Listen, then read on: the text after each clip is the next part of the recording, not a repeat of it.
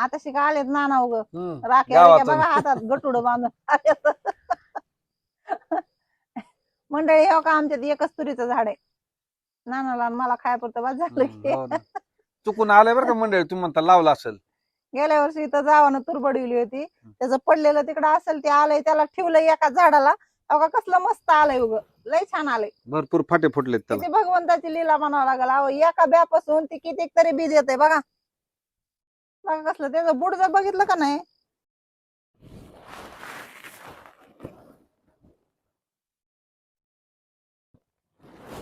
आता मंडळी त्याला फुलं लागते, मग शेंगा लागले की बोलतो तुम्हाला खायला. औ एका झाडाचा शेंगा खाऊ सगळेजण.